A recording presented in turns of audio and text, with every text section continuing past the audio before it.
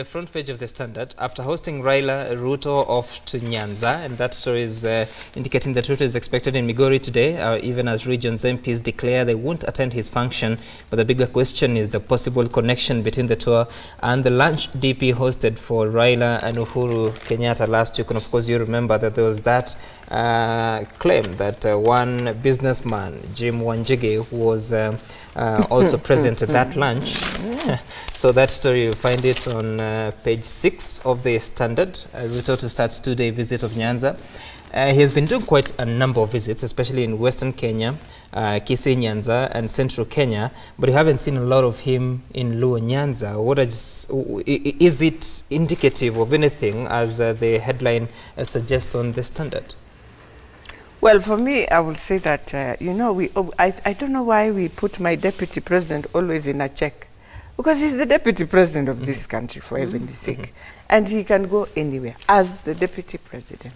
Now, when he's going to Luo Nyanza, it is Kenya. And he has been there. I think all we have to look at is he's going there because of a development agenda. And I think that's what he has always said, that, you know, I will support my president as we agreed as Jubilee and do development. And he's going there for the development agenda. What we need to distinct between this is now the politics that we bring in. And I know everyone reads now a political line. Right. But you know, Kenyans are very interesting. You know, you can go somewhere for so long and you won't get the vote. Yeah, because that is what we did in Makueni and we didn't get. So what is the big deal? Yeah, Kenyans can be laughing with you. You do all that development. I remember as Jubilee, what did we get from Makueni? Zero.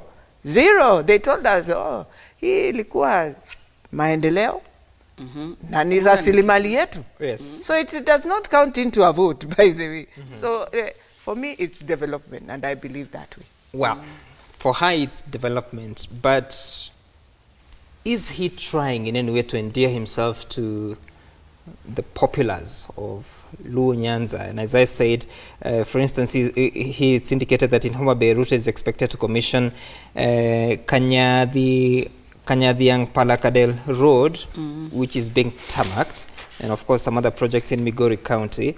It's not usual for him to visit that region. And do you think there's any, the meeting of the three that they had last week, does it indicate anything?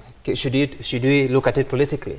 I tell you, Kenyans and our crystal ball of politics, everything has to fit somewhere. Let me juxtapose this with what happened in the States last week.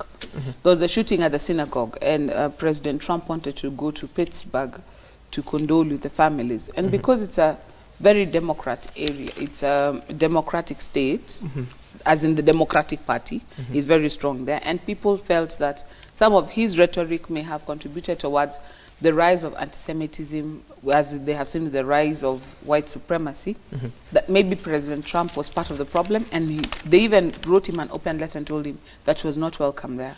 But as the head of state, he has to make, he's not just the president of the Republicans, he's the president of all Americans. And so he has to take a stand, even if he's unpopular, to go ahead and do that which he needs to do as a president. Bring it back to here. That's what we're seeing with DP Ruto. He's caught between a rock and a hard place. He's the sort of individual who you cannot ignore. When he says, I'm coming to your homestead, everybody, it's like Jesus and Zacchaeus. Everybody wants now to come and see what is he going to do while he is there. And we've gotten to a place where we are looking at everything through a prism of politics. I mean, these are colleagues. If they decided, okay, Mama amepika 20 tukakule lunch, surely it's become, is there anything political really, in Joy? that equation? No, I know. It's not every other day that they do that. It isn't, but even when they do, what's the big deal? Because in my opinion, if people really want to wheel and deal, they'll not do it in the public limelight for all of you to see, oh, look, we've gone, because these guys meet all the time, out of the glare of the public. And so when they do and they put it in the public, it should signal something. It doesn't. Remember when Maina Wanjigi was in the throes of his problems, when he said, oh, Jimmy Wanjigi, sorry, when he was in the throes of his problems, he said, oh, even this Uhuru presidency, it's me who called them into my house. When did we see them going into his house to craft these deals? This one that's happening in the public, to me, it's more of PR to show people, you know what, we are all together, we are all working together, we are not acrimonious as leaders. And that's the cue that Kenyans should be taking from them.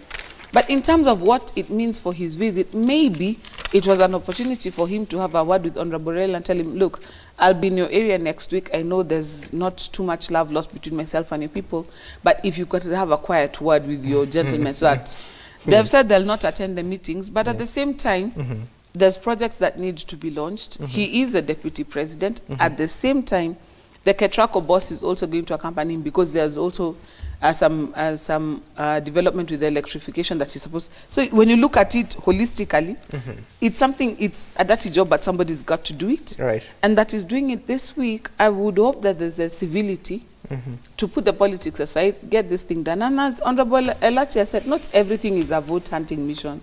And if people don't like you, they don't like you. The endearment does not come because you paid me a visit. I will be courteous, but when you're done, I go back to my default position.